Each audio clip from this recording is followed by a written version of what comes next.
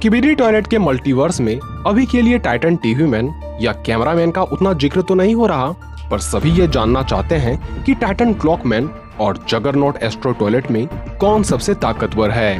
वैसे दोनों अलग अलग यूनिवर्स में भले ही एग्जिस्ट करते हो, पर दोनों द्वारा दिखाई शक्तियाँ सच में हैरान कर देने वाली है।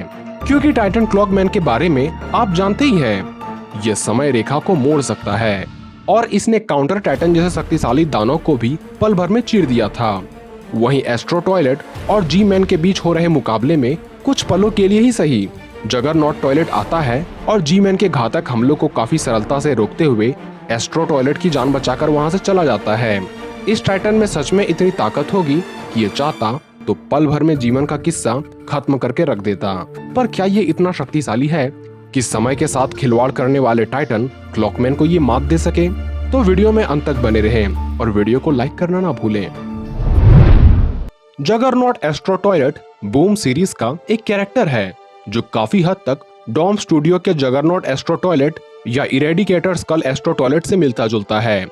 हालांकि इसके पास इलेक्ट्रोमैग्नेटिक पल्स कैनन के जगह एक एक्स्ट्रा आर्म लगे हैं और सिर किसी कंकाल की भांति है, वरना हर मामले में ये बूम यूनिवर्स के जगरनॉट एस्ट्रो टॉयलेट की तरह ही है।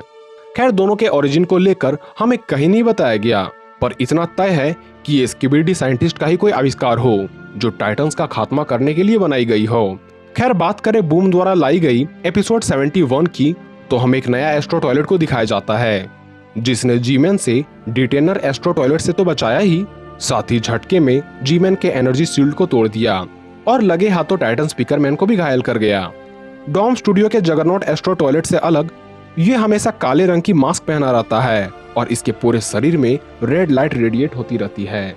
इसके 2 मैकेनिकल आर्म्स है और दोनों हाथों में 4 लोहे की समान अंगुलियां बनी है, जबकि डिटेनर के केवल 2 ही क्लोज थे। ऊपर से जगरनॉट एस्ट्रो टॉयलेट के क्लोज से हमेशा लाल रंग की रोशनी बाहर निकलती रहती है और हथेली के बीच में EMP कैनन लगी है जिससे ये एनर्जी बोल की वर्षा कर सकता है। वैसे तो इसे एक ही एपिसोड में दिखाया गया, पर इतना तय है कि इसकी असीमित शक्तियां ट्राई टाइटन्स के लिए भी खतरा बनने वाली है। थोड़े ही देर के अपीयरेंस में ये अपने EMP शॉक कैनन से एक हमला करके जी-मैन के शील्ड को तोड़ देता है, जबकि इसी शील्ड को तोड़ने का प्रयास डिटेनर और ट्राई टाइटन्स ने किया पर असफल रहे। अर्थात ये EMP शॉक वेब कैनन काफी शक्तिशाली हथियार है। इससे निकले गोले की यह भी खूबी है कि यदि ये टारगेट को हिट न कर पाया तो ब्लास्ट होकर टारगेट को काफी नुकसान पहुंचा सकता है, जैसा हमें टाइटन स्पीकरमैन के साथ देखने को मिला था।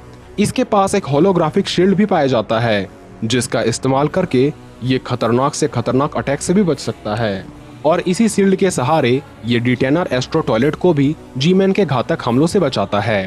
भागने के मामले में भी इसे कोई नहीं हरा सकता क्योंकि इसकी फ्लाइंग स्पीड लाइट स्पीड को रीच करती है। एक और जहां डिटेनर एस्ट्रो टॉयलेट दूसरों की एनर्जी को चुरा कर उसी पर अटैक कर सकता है, पर इसे देखा जाए तो पता चलता है कि ये एनर्जी से ओवरलोडेड है। इसे दूसरों की एनर्जी अटैक तो छू नहीं सकती, पर इसके हमले किसी को लग जाए तो बचना मुश्किल है।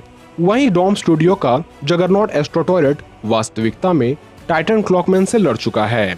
डॉम स्टूडियो के एपिसोड 33 में ट्राई टाइटन्स के बीच खोपड़ी की शक्ल वाले इस जगरनॉट एस्ट्रो टॉयलेट को दिखाया जाता है जो आते ही सभी को मिसाइल का तोहफा दे जाता है, पर टाइटन क्लॉकमैन की एबिलिटी इसके मकसद को कामयाब नहीं होने देती, वरना इस खोपड़ी ने सबकी जान ले ही लिया था। यानी इतना तो स्पष्ट है कि जगरनॉट एस्ट्रो टॉयलेट होशियारी के मामले में भी किसी से कम नहीं, पर क्या इसकी चालाकी टाइटन क्लॉकमैन के सामने काम आ पाएगी?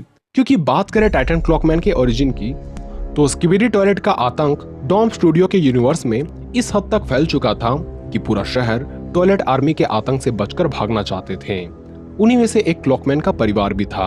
उनके पीछे भी कई स्किबिडी टॉयलेट्स पड़े हुए थे, पर क्लॉकमैन के माता पिता अपने बच्चे को बचाने के लिए उसके हाथों में एक जादुई घड़ी थमाते हैं और उसकी माँ उससे कहती है, वक्त फैसला कर चुका है, हमें अब जाना होगा, तुम अपना ध्यान रखना मेरे बच्चे।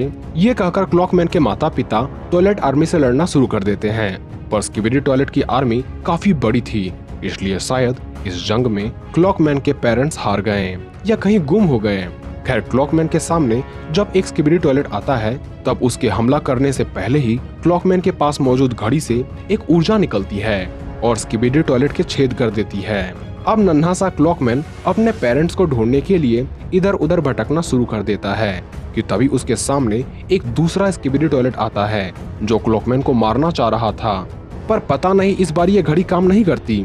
लेकिन सौभाग्य की बात ये रही कि इस हमले को कैमरामैन ने रोक लिया।